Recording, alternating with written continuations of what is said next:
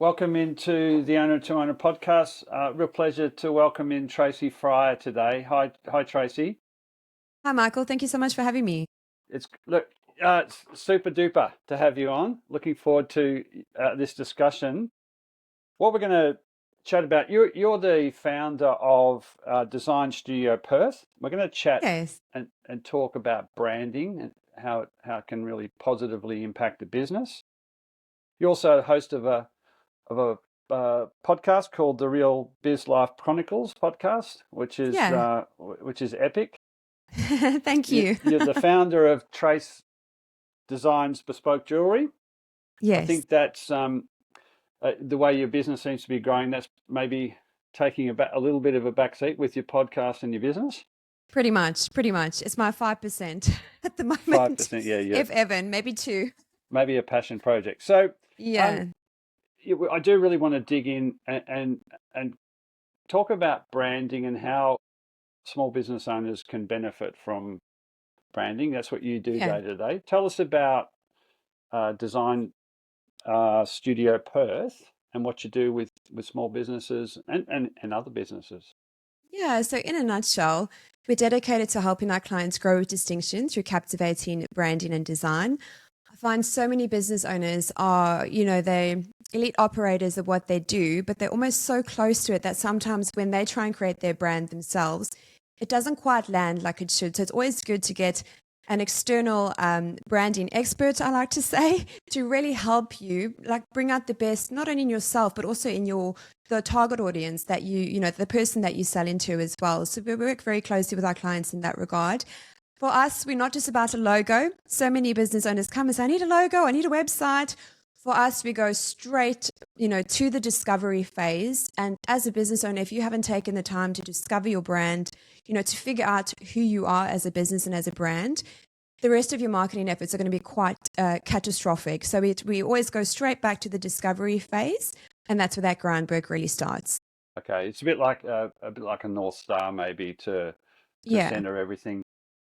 But we'll dig into some of the more granular things about branding because it's so important. But your pathway into small business, what was that, and why did you end up founding the studio? Why did you end up founding a small business podcast? I'm really interested in your own story. Yeah, thanks, Michael. Like, how much time do we have? As much as you want. Well, look, I think for me, it all started at the age of 8. I wanted to get my ears pierced. And my dad said, not a chance. He's a very traditional, part Greek, part Italian man. He's like, if you want it, you can pay for it yourself. Anyway, schemed up a plan, decided to weed the garden. Every bucket of weeds that I pulled out the garden, he gave me 2 rands. I think back in those days, it was like 28 rands to have your ears pierced. Anyway, got my brother on board. He would help me. He was great because he didn't pull the weeds out properly. So they grew back the week after. And did you subcontract your brother? Did you? He was younger than you. Yeah, he's 2.5 years younger than me, and like he was on board. He's great. He's always been so supportive. And I guess that's where it kind of started. And through my career, I've always been a creative. Again, Mom's got a drawing that I did when I was 2. She loves to bring it out at the family brides, the barbecues, and says she always knew I was going to be a creative. So I've always had creativity as part of my journey. And I've always had a side hustle. So I started with the ear piercing event, and then at school I sold fizz pops, which is like a lollipop. So from around standard 8, my parents were great. They gave us pocket money. But again, I think that's when my early networking days started. So I needed a bit more cash flow to keep my socializing spend. I think I just loved to socialize. It was going with friends, going to movies. And so, I sold these fizz pops, took my backpack, went to school, and there's a shop called Macro, which is like a Costco. So it's bulk buy. Obviously, I bought a tub of these fizz pops. And I think the tuck shop, which is the lunchroom, was selling for R2.50. I sold them for R2, and like business was booming. So I think it went for about 1.5 years, 2 years. And then school said, nope, you can't sell them anymore because I think they realized their tuck shop was missing out. And so went on to study creativity, graphic design, a visual arts degree. But I've always had, I've always sold my art. I sold my first painting at 12. I've always done freelance throughout my entire career. And then fast forward to COVID. I think COVID really, whilst there was a lot of hardship that people endured, I think it was a real eye opener for me that, all that you're familiar with can be stripped away in a second, right? And I had a few key people in my life that said, Trace, why don't you start your branding agency full time? And of course, all that fear and imposter syndrome, all that nonsense kicks in. But put that aside. And so started Design Studio Perth in July 2020. So we'll actually be 5 years old this month. And I Happy had fifth. tried to. Thank you so much. Apparently, that's the year where you know. It's a Okay. milestone, I think. Yeah, I think a lot have fallen away by this time, according to the numbers. Yeah. Apparently so. Yeah. So I'm very lucky, very, very blessed. I did try go out on my own maybe about 5 years before that, but I don't think I had the grit or the maturity to actually, do the hard yards. So yes, so started Design Studio Perth there. And because before that I was obviously employed, but I had a pattern whereby every 2 years I'd get bored. I have quite a diverse skill set and was really earning peanuts and utilizing all my skills. I decided to hit the ground running, and I'd saved a bit of a nest egg. And I thought, look, I don't want to be a liability for anyone. So if all doesn't go well, I will have something to fall back on. And by God's good grace, it's all gone well. And took my first team member the December of 2020, and the team's grown from there. And I think for me, how many in the team yes, now? Sorry, how many in the that's team okay. now? So we've just taken on our account director, who's Perth-based. So we've got 10. That's really good, strong growth then. Yeah. Thank you. Yes. Was that desire to start your agency there while being an employee? I mean, you had side hustles, you always had interest, but was it purposeful to go and start this design and creative agency, do you think, or was it kind of just one of those things that comes to you? I think for me, I'd always felt called to start my own business. Of course, as a society, we're brought up to believe there's a certain path that you follow, right? So you don't really think outside the box. You just go to school, primary school, high school, you study, you might get married afterwards, have kids, whatever. And I'd always been pulled towards it from a very young age. And I think, I always had obviously my side business, always freelance, but I think I just really decided to, leave my job, literally burn boats, like Tony Robbins says, and go all out. And just the mindset shift, because when you're employed and when you're freelancing, you've kind of got a foot in either door, and you can't, it's split energy. So you can't really, give everything your full attention. And as I've learned, there's only 24 hours in a day. Yeah. Deciding to go like all out, or all in, should I say, on Design Studio Perth has been a massive game changer. And for me, failure's never been an option. Yes, it still lurks around, but I've come so far. And I think, business, whilst it's rewarding, will cost you a lot as well. So it's all up. That's the only way I can go. That's good. Well, a big milestone in getting to 5 years. And Thank you. It sounds like a natural home for you anyway, given I love your it. background. And so let's talk about branding. I don't know that how many businesses of all small businesses you would say are effectively branded, and the depth of understanding of what a brand really is beyond a logo. So I think your taglines grow with distinction. Does that link straight to having a brand? And can you describe what a brand should be or could be for a business? Yeah, of course. So I'll start with describing what a brand is. The analogy I love to give, it's like dating. So branding and marketing, like dating, marketing is asking someone on that date, and brand is the reason they say yes. And I think where so many business owners get misguided, they start with the marketing. They start asking for dates when they haven't actually figured out their brand. So a brand is multifaceted, but, to sum it all up, it's a feeling that you evoke. It's a tool that you use to really resonate with your audience, because I haven't figured out how to split myself in 1,000 places at once. So in terms of a brand, at Design Studio Perth, we've got our 3 pillars. So in layman's terms, it's our words, which is your brand messaging, your strategy, your USPs. We've got our visual identity, so the face of your brand, your logos, your colors, your fonts, etc. And then the third pillar is your brand media, so all your photos, your videos. And if you think of any marketing task, whether it be a social media strategy, a website, an ad campaign, you really need those three pillars built out, aligned with your ideal client to really have an effective marketing plan and get the results that you're wanting from your marketing plan in terms of time, energy, and money. So again, something common that I see is a number of business owners will build their brand around themselves. Sometimes you might be your ideal client, but most of the time you're probably not. And you really have to sit down and think about who your ideal client is, because that's essentially who you want to attract into your business to generate more leads and more business at the end of the day. Yeah, okay. That three-step process you talked about, Hmm. is that's the sequence in which you do it? Is that the way? Because Yeah. I think from my experience, I've seen that new businesses get excited. The visual aspect is it's really important. We all want to put a stamp on our business, but so you go back, well, at least one or two steps to I think you said the narrative. What customers, Yeah. clients want It's to. discovery. Yeah. So So we always start there. yeah, how do you do that? And is that challenging for owners to think a little bit deeper beyond just? Definitely. 100%. So we've built out our brand discovery to really provoke that deeper thought, that deeper thinking. So look, I mean, there's a lot of work to be done when it comes to a brand. And I think a number of business owners underestimate that. But in doing that hard work, like anything in life, it always reaps a reward. When you are branded properly and the stats on Google, you will reap the benefit of 25 to 40% more business, more leads. So it is important to do those hard yards in the beginning. Our discovery phase, it can be quite confronting for some business owners just because they've never really thought about this stuff.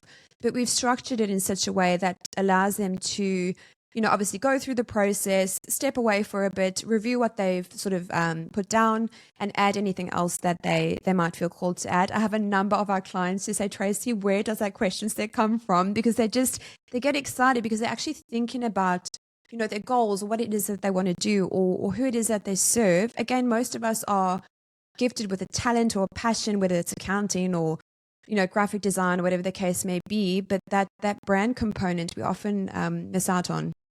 Yeah, I think it's the reason for a lot of people starting businesses. They're good at X or Yes. Y or whatever it is, and Mm. um, but then that's not a recipe for a good business necessarily. You can be really good, and that challenge of getting we talked about getting past 5 years. You've got to beyond the maybe the first few wins you have. You've got to build a capability to keep bringing new clients to you, and Yeah.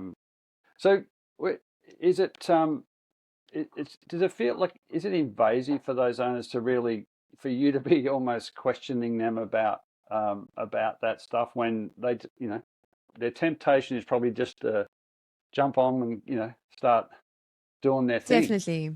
Yeah, there's such a trust factor. And this is why I'm a big advocate for social media and, having a newsletter, because it does allow that trust to be built before the person has perhaps even spoken to you. Because, they come to this discovery session and they have to bear it all, which is so brave. So I never take it lightly when someone sits down in front of me in a brand discovery session. The trust is huge. They're speaking about, why they started their business, or it can be very, very confronting. I've had one person walk out, just the one, but other than that, everyone's really embraced it. And I think if you're driven and you are an elite operator, you embrace the process and you actually really thrive on it. And sorry, Mike, I just realized I never answered your other part of your question.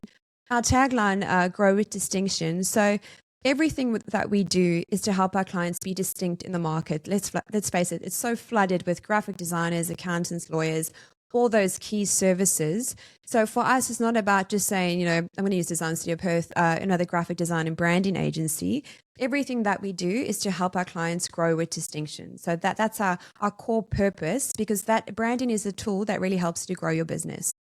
Yeah, those owners that buy into that, what do you think is their incentive? You talked about having a distinctive brand is stands out more in social media. Is it also part of building the owner's commitment and the longevity by being clear about why they're in business, which can be many different reasons, right? Some people have a business for financial, some people have a business for purpose, a combination of both often. So it's pretty important to be clear on which, where you sit on that spectrum of, is that where the sort of questioning you take your clients through starts to maybe challenge some of their thinking on that, or some of their assumptions? Does, yeah, and I think they've also reached a stage in their business where they've perhaps hit a ceiling. So what's got them so far is not going to help them get to that next level, especially if they want to sell their business as well. Like brand always adds value, right? So I think they are ready to take those next steps, embrace that process, and really take their business to another level. And in doing that, you really need your brand to be very, very clear to market. Otherwise, again, you just get lost in a sea. Yeah, and you mentioned selling, and that's one of the major reasons businesses, when they do want to sell, find it very difficult, because the owner is so meshed So much. operationally, let alone from a reputation or a brand point of view. So that's one of the big advantages you see, that there's a business has got its North Star. This is the kind of client we're after. This is the way we do our work. This is the values we have. But there's a separation.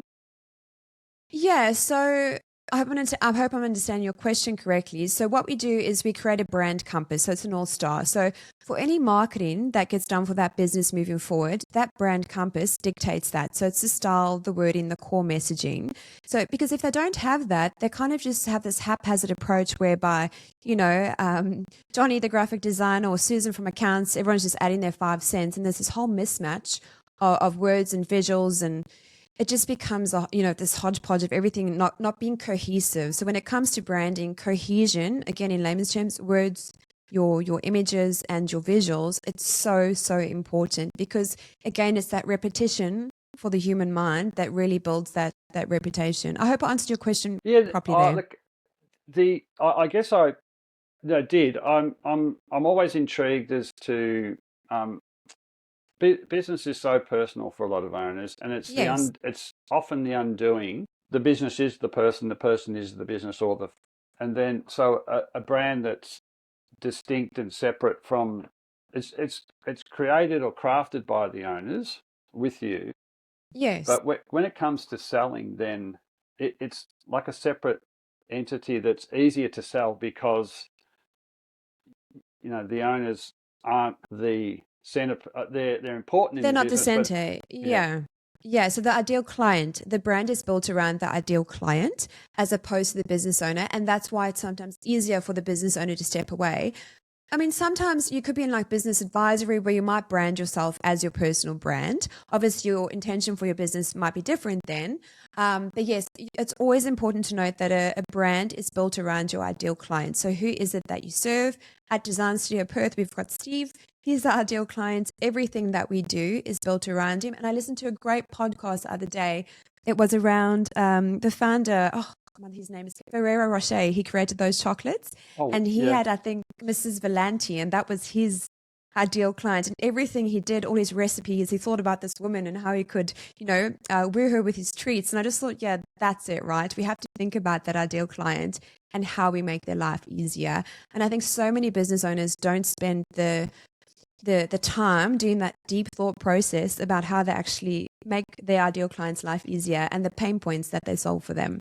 I think it's a really tricky thing to nail down an avatar, or Mm, the ideal client, when particularly early days in the business, where it can be a bit of a scramble, where totally. you can do this and you can do that, and then you could find yourself a few years down the line, and having spread yourself so far and wide that you're not quite.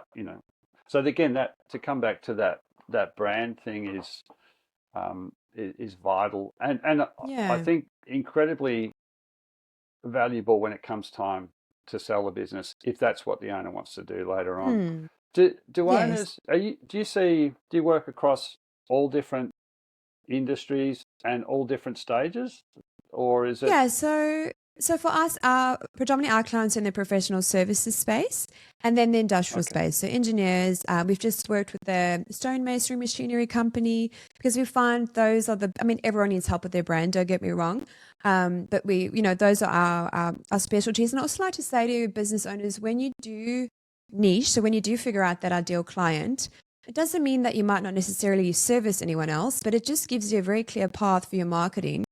And also, if you market to everyone, you're an expert to no one. So I always like to highlight that because I think a lot of them have this fear mindset that if I get, super, super in my path and only sell to Steve, well, then I'm kind of losing out on this entire other market. So, or they say, our services can help everyone. And I mean, your ideal client can change. So when I first started Design Studio Perth, I probably worked with, smaller businesses, predominantly more female. It was very different, but you all just have to start somewhere and just having that profile of that avatar. And sometimes you might have two, but just really being clear on that can really help you with your marketing path moving forward. Otherwise, you're kind of just in the dark and you just taking a stab here, then everywhere. So even if someone is a startup, there's usually enough info that we can pull from them to kind of create that avatar. And then, you might have to try that, see how it goes. If that doesn't work, you revisit and then you pivot in a different direction. And maybe it's not, Steve, it's Stephanie, for example. So there are ways to kind of work around it, but at least just start somewhere as opposed to just being so broad that because everything compounds, you have to make most productive use of your time. And that's why, doing a discovery, working with an expert, whether it's branding, accounting. I lost a whole day in Xero. I'm still recovering. It's important because, our time is precious. Yeah, yeah. But I think that thing about particularly early, not only, but especially in early days, the reality is you've got to do what you got to do. Of If you course. want to be in business and you want to survive, but it's not this idea that you work towards an ideal client, you have some aspirations and a brand. I think that can be front and center, and you still doesn't. I don't think we want to see people do what they need to do to Yeah. keep going towards that end objective. But at least when you've got something that, particularly if you've invested in, you've gone through the interrogation of these things that are quite personal. It's a good thing to have that as your as aspiration to drive towards, and you'll get there. Maybe take a few Yeah. side tracks along the way. Yeah, and I think something important to note is that we don't always have to just be surviving. Like we can actually make decisions that help us thrive. I think, yes, we've got a lot to do. Something I've learned from my mentor is really focus on those key things that are going to move that needle that bit further. So I'm not just going to be in survival mode, you know, running around like a headless chicken. I'm going to really get clear on those key things that I need to do. And sometimes, look, there has to be fires burning and stuff takes the back burner. But just really going into more of a thriving mindset as opposed to just survival mode, I think has really been a game changer for me. Yeah, yeah. Oh, yes. It sounds like that's the way you do everything. Even your side hustles and Oh, not always, Michael, pulling, honestly.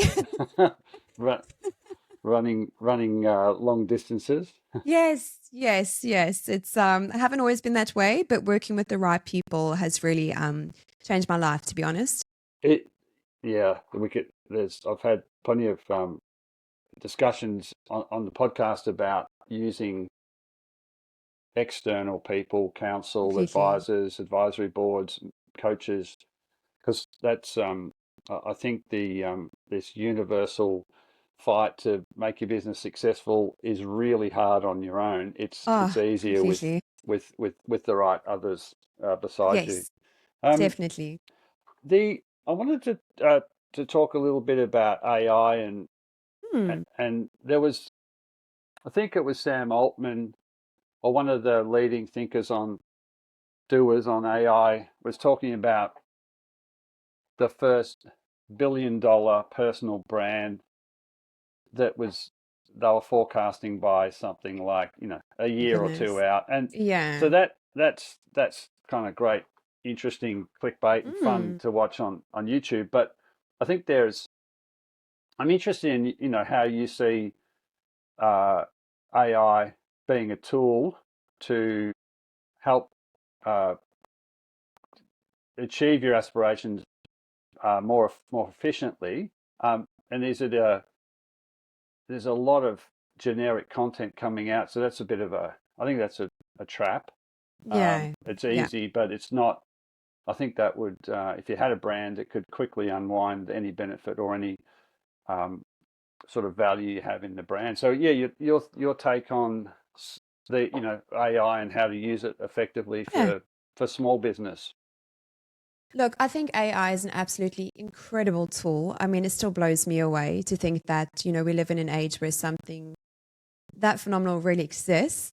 I think as a branding agency, you do have to embrace it. Now, I'm not saying make everyone's brand the same and have the same messaging because that's catastrophic, not only for a branding agency, but for your clients as well.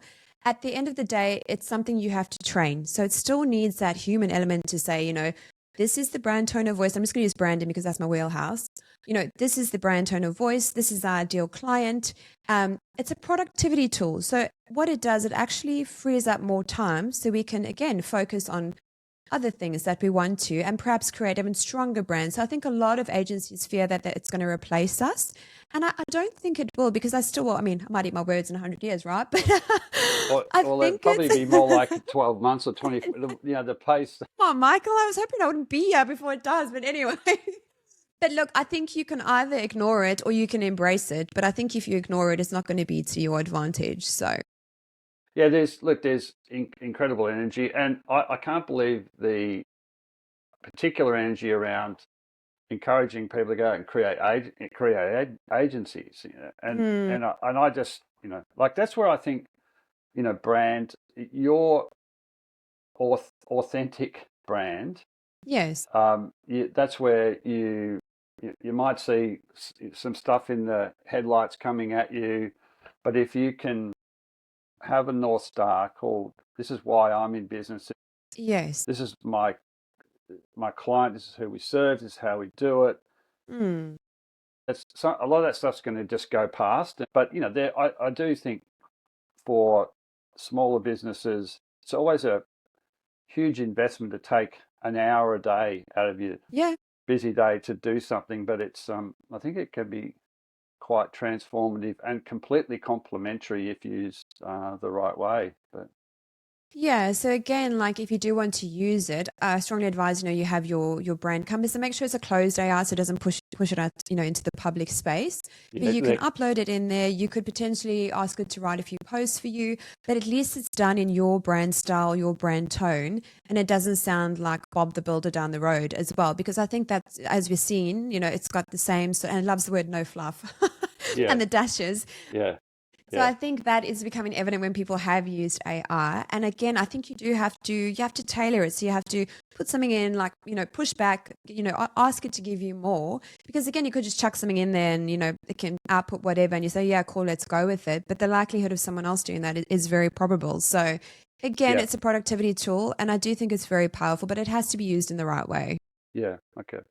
Um, you sound like you've kind of moved towards business to business clients. Is that what I? Yes. Yeah. So, Yes. is there any? Are there any clients or industries where brand? This is off the cuff. That where No, it go for doesn't it. matter as much, or where there are industries where brand is the absolute uh, competitive edge because it's an existing brand or yeah, it's a off the cuff question. I really uh, I think I'm asking: is there any business that shouldn't have a brand? Yes, no, I figured.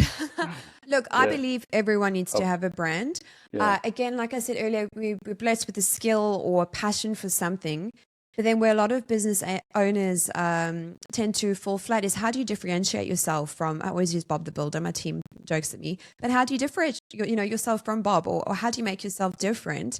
Because again, if we just constantly go on about graphic design or just that we're a branding agency, well, there's so many of those. And why should Steve consider working with us when he's got 25 other agencies that he can consider?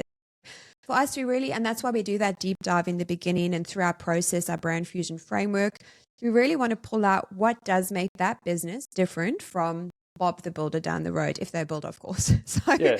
we really Yeah. do that hard yard work, because otherwise we just get another same, what's that Bali t-shirt, same, but different, but it's not really evident.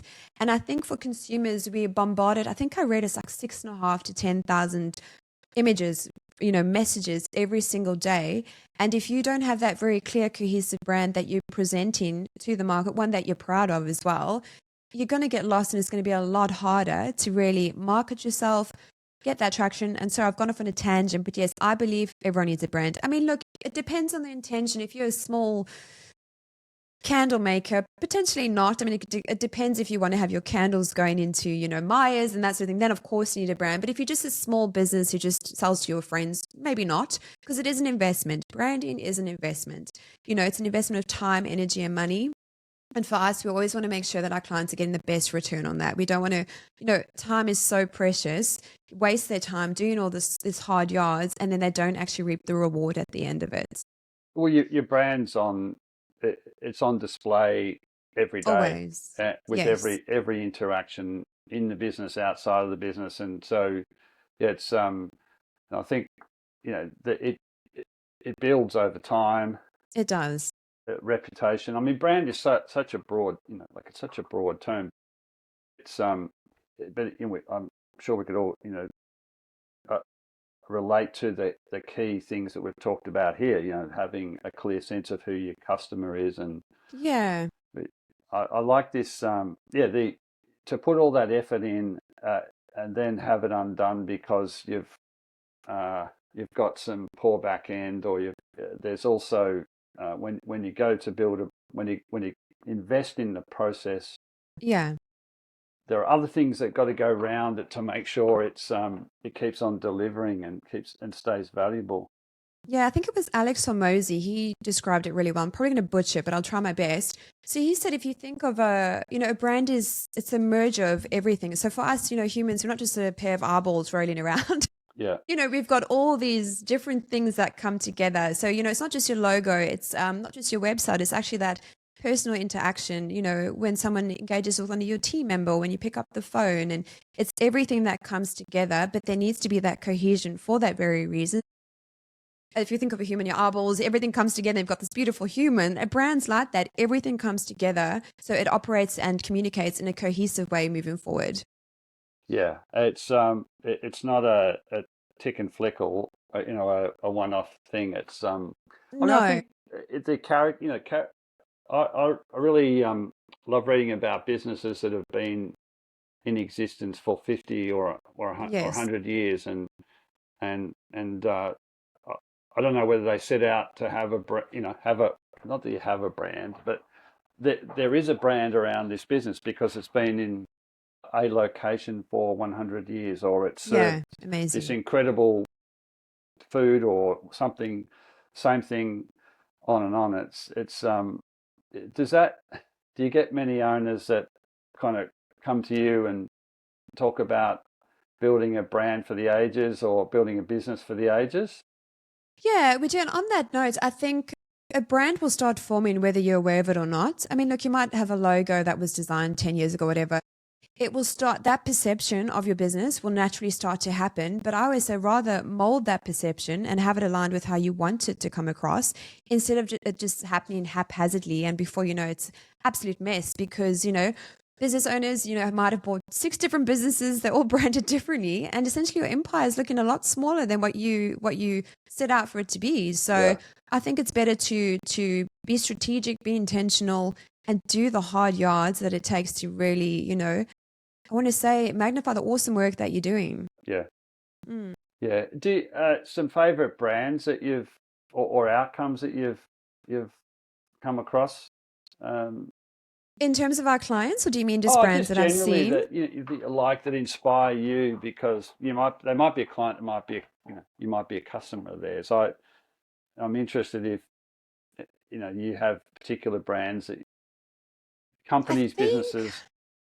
I think for me, working with our clients, one of the most soul fulfilling things I can see is someone just embracing the branding process and just the transformation that takes place in their confidence. You see someone who, they've got the skill, they've got a passion, but they're not quite sure how to get out there and and really speak to the market. So once they've gone through the process, we've developed they've been brave, they've gone through the discovery, we've built out their brand compass, they've developed their website, they've got a social media strategy in place. And like anything, it compounds, right? And then you just see this transformation in someone, and it's awesome to be a part of that and just help guide that journey and then see how they serve others. And for me, that's just, I love it. So from that regard, there's been some of our clients who have just embraced that journey, and I've absolutely loved seeing it.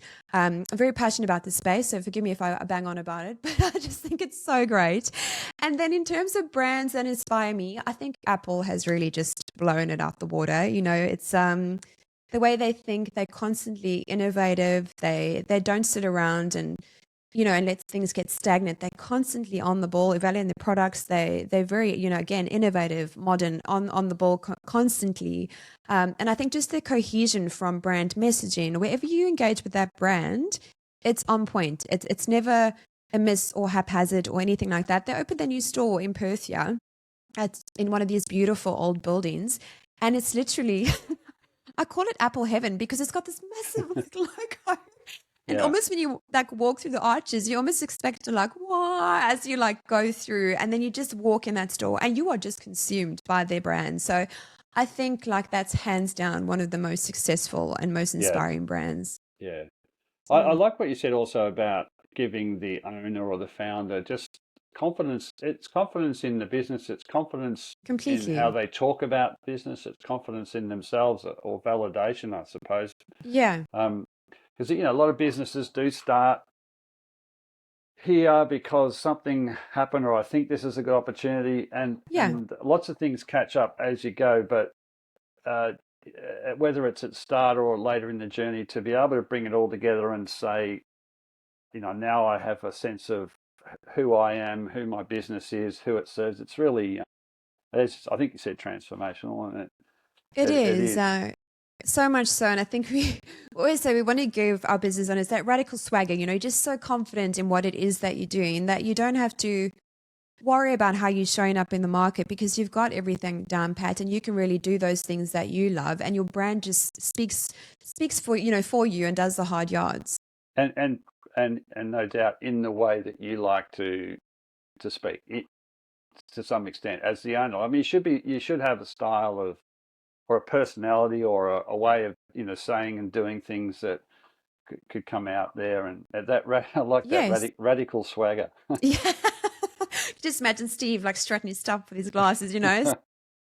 But that is really, and something else I want to highlight is a personal brand. So for a business owner, they might have been in business for a number of years. They're thinking of selling or they're thinking about, giving back in a different way. And that's where when you separate yourself from the business brand, you can establish that personal brand and really step more into that. And that's sometimes because business owners, we're so passionate, it's often very intertwined with us. It's kind of, if you do sell your business, you've got that to kind of, I guess, take that next step or be that next part of your journey. And it doesn't feel, because I imagine when you do sell a business, I feel really strange, I think, because it's so part of my life.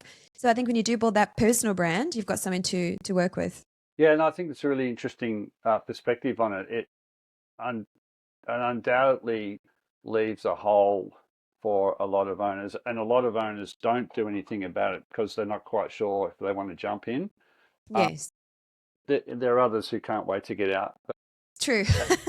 But I think one of the reasons in a successful transition out of a business is having something for you as the founder to do post business that's meaningful Yeah. for you. So that's what you're saying there. I agree, and at the business, if it's well set up to sell and it's semi-independent or semi-independent of you, it's a great opportunity to think about what I want Yeah. to do, and it doesn't have to necessarily be. It's a confidence thing. I can go Yes. and do something else. It might be you want to go, play golf or do Yeah. something, but I think a lot of owners also need to do something, and other than just they're wired to do things, and Completely. and it's Completely. a waste of talent too. Mm. Definitely. So I think it's Michael Ferrero. I think that was the name, the founder, of Kinder and Nutella. I think he started his business at 19 and he did it until pretty much the day he died, till Yeah, 89. And he was just yeah. absolutely like that was his thing. I love that stuff. Yeah. I was in Portugal last year. I think it's Los Comas Historias. That Mm, it's a local council designation or certification of businesses that have been operating in the same place, serving the same product, I think under the same ownership for more than 100 years. wow. And there was one place that served this ginger. It was Mm, cherry sour liqueur. One right. one person making one product, serving one glass at a time, and this business had been there for 100 plus years. Wow. There's a Yeah. that so that's yeah, it was an incredible. You know exactly what you're going to get long before you get there. Um, Completely, yeah. And Michael, sorry, I think you've highlighted something really important there is that journey that you actually take someone on when they do engage with your business or your product. And, that right there, that's 100 years that you're experiencing. So that's priceless. it's yeah, it's look there. There's a lot of businesses that are maybe aren't suited to surviving 100 years, that can be a something that serves the owner or the team for 10, 20 years. That's fine, but I that's where I get really inspired. I have the same kind of interrogation with owners to when they come to me and talk about what they want to do with their business, as you have maybe Yeah. earlier in the process, and it's really it's deeply fascinating, and it's wonderful to poke and prod a bit to see what really you know is the next best step, and put Yeah. my two bobs worth in on it. Hmm. I wanted just to spend a little bit of time now. You've had side hustles. You've passed 5 years um, Woo! with your current business, and plenty more to come. But what are your biggest lessons, just as an owner of a small Hmm. business, that you'd like to share with other owners of small businesses? Yeah, sure. So I think the biggest one for me is I think just having that perspective that starting a business will impact every area of your life. I don't care who says what. Yeah, yeah, So brace yourself for that. yeah, That's been a massive lesson. And I think those that you think will stand by your side might not necessarily. And there's nothing wrong with that because it's all part of the journey. The second one for me is find an amazing business advisor, a mentor, a coach, someone that can be in that boxing ring with you because, man, there's some tough days where you just want to chuck the towel in and say, I'm done. And I can say if it wasn't for my mentor, I think I might not be sitting here. So it's someone who just, there'd be days where I don't even believe in myself. And, someone like Paul does. And it just gives me that fuel to kind of keep going. Or it might be your circle, the people you surround you with. It might be a fellow business owner who just kind of gives you that bit extra to, like let's go another day, right? So as we know, it's a roller coaster that we go through. So really be mindful of who you surround yourself with. Find a mentor, work with someone who's been where you want to go, and just make sure you do your research because there's a lot of cowboys who have done 2-week course and they think they're an advisor when they're not. So, or Brandon as well. They worked in Canva for 2 weeks and they think they're branding experts. So please do your research. yeah, yeah, And I think the third biggest one for me is to trust the process, and I still work on this because I think if you trust the process you'll have the wildest ride of your life, and it's just yeah I'd do it all over again. I absolutely love it. So I hope that answers your yeah. question. No, it does, and thank you. And I uh, can only endorse this idea to find somebody. You've got Paul, whatever Paul does as a coach or whatever. Yeah. So you got to find your Paul, right? Yes, or a team of Pauls. Somebody, totally, we all need because a ball. yeah. And that's I don't know that you get that right straight away, but you're right. Do your due diligence, and it's easy to be tempted by all this. There's so much stuff, so much information Completely. available, and it's almost to the point where you feel like you're missing out. I'm sure that's the intention, Yes. but and everybody else is doing it. Why aren't you doing it? So get just a steady head outside of the business, because we all have those days. Definitely. And your I want to say your poll might change along the way. You know, I had a previous coach when I first started Design Studio Perth, and she was great. We got Yeah. to a certain phase of startup, Yep. and then it was time to move on, you know. And I always think the universe provides the teacher when the student's ready. So you might not, you know, be with the same coach or advisor forever, but again, you might get to a certain level and then you kind of move on. But that's just been absolutely profound for my business owner journey and my Yeah. human No. journey.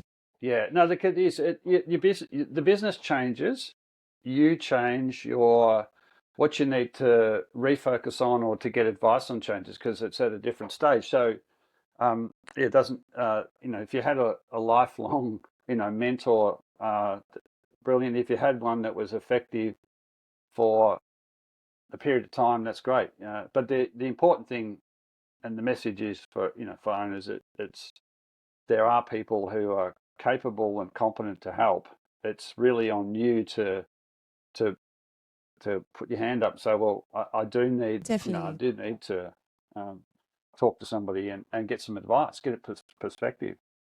Yeah, and also too, I think speed up your growth journey, because a lot of business owners seem to think, this is just going on what I've heard, it's maybe a weakness to seek help, or you know, they have this thing where I have to be self-made and I have to do everything on my own. Well, actually, no, you don't. Like, work with someone who's been where you want to go, and you can sort of bring that, you know, what might take you 4 years to learn, you could potentially learn in 6 months. So, from Yeah, someone who's been there, so it does help in that way. yeah. I think that's part of your due diligence. Have Mm, they got, may not necessarily have to have been in that exact same position, although that's the credibility there is pretty high. yeah, But definitely. at least have the an understanding of what it's like to meet payroll or to deliver client deadlines, and then why Yes, there will be a cycle. So you've got to not lose lose focus, and you always fight back. But you definitely. want to keep improving things, so that it's not always a punch on. You want to like to have Completely. some efficiency, some systems, some repeatability, operating systems, all that good stuff. Yeah. And sorry, Michael, health is a huge one. Like, I think for business owners, get your health in order. Like, if I just think of how you operate, how I operated before I went on my big health journey was like chalk and cheese. It really does impact how you show up every day and just how you feel. So if you haven't, you know, got your health in check, look after yourself. It's massive. Like, it's Yeah, huge. yeah. Well, I mean, you do a lot of running. I do. Yes. Yeah. So that's is that sort of both getting away from thinking, because you're running miles and miles and miles, but also the obviously the Yeah. physical thing. Is that your main outlet for refocusing or keeping your health? It is. So I do, besides the running, I do obviously go to gym and I do yoga and sauna. I literally do something every day because I thrive on structure. But I think just having that as part of my day helps me function better as a human. I love the running. It's a good way to, you know, clear your head, especially on the days you don't want to go. But it's also very cathartic in that you literally have to, number one, try and stay alive. But if there's something that you're trying to, I guess, work through, I always find afterwards, it just gives clarity. I think because you're obviously stepping outside. I don't really Yep. do treadmill running. I like to, you know, be Yep. outside. And it was never really a part of my life up until probably February last year. Again, one of my close circle invited me to park run, and that's where it all started. But just having that daily structure, my morning routine, going to gym, setting up my day properly. And I think the Stoics were big on this. Yep. Really just helps lay that foundation for how I'm going to show up as a business owner. And don't get me wrong, there's some days where it's still really tough. It's not all smooth sailing, but that's like me time. That's where I get to kind of, work on myself in that regard. Yeah. No, everyone's got to find their thing, but Hmm. getting out of the office, getting into fresh air, whatever it is, Yes. do something. Yeah. Yeah. What's your near-term plans for the business? Before I ask you my fave question, What was that, Michael? Sorry, you uh, broke up. what's your immediate plans for your business? What's your aspirations and Yeah. To take over the world. No, I'm joking. So We do have a very ambitious goal. We want to brand 365 brands a year. So I guess now that we have our wonderful account director Sam on board, it's to bring on more team members that are aligned with our mission. We can't have a tagline grow with distinction, and then we don't have team that can deliver on that. So the next step is building out that team more. Of course, acquiring more clients. We are only going to be 5 next month, and then really just leveraging the podcast. I find it's just opened up an abundance for everyone. It's raised Design Studio Perth's profile, but not just that, it's our guests as well. The opportunities that it's creating for them, connecting with someone like yourself. So it's been awesome. Yeah. How long was the podcast? You're doing about one a week, aren't you? One, sometimes 2 years. So we launched it January last year, just online, and then we moved into a studio, and fully booked until the end of the year, which is great. So it's been a lot of fun, and now we release every Tuesday and every Friday. Excellent. Yeah, it's really good. I was on chatting with you recently. It is. Yes, it was great. I've listened to some other podcasts, and it's good gritty stuff. So thank you. But you see it linked back to to your business as an effective. I do. Yeah, and I think again I go back to there's so many elite operators out there, and they don't realize how brilliant they are. And I just think the podcast also showcases their journey. And because I'm going to quote ChatGPT, there's so much fluff out there. It's really a platform to showcase the good, the bad, the bold, and the ugly when it comes to business. Yeah, I think it's a very approachable, accessible way for owners to, because the people you have on, the people I have on, fundamentally are all small business owners or advisors who are effectively small business owners as well. So it's another forum where you don't have to listen to every one of them, but you can tune into particular guests and get a lot out of them because it's real owners talking about their stuff. So it's not all right. So my fave question is, if you were head of Australia's small business department, okay, what would be your top 3 priorities to ensure that our SME economy is resilient and sustainable? Wow, so I think number 1 would definitely be having more incentive to, and because I'm in the space, I'm going to say it, really help SMEs with their brand. I think when their branding is done properly, it lays a foundation for their marketing, which generates more business, which in turn helps with the economy. So I think there should be grants, or I'm being outrageous now, be grants or something to really facilitate that. The second one, I would say there needs to be a lot more, I want to say mental health support, because business, whilst it's beautiful, it can be really soul destroying at the same time. It can really, I think I've been to places I never thought I'd go, come out stronger, but you know what I mean? I think it'd be really good if there was more support in that aspect. And I think also just maybe showcase, and I know certain, networking groups showcase the various business owners, but I think we have so many talented people that perhaps, they're just under the radar, and I think they need a bit more limelight. Yeah. No, I agree. There's a lot of people just chipping away, doing really great things, unassuming. And what I really take out of your first point is that branding can be many different things, but it's building confidence in yourself and in your business, and that's I mean, it's maybe not what how you see it, but that's for me. If you go through that interrogation and you get clear on what your North Star is and all the things we talked about, it kind of takes away some of the uncertainty which we all face at different times. But I think that's a big part of, if you call it branding, is just you're okay, you do a good job.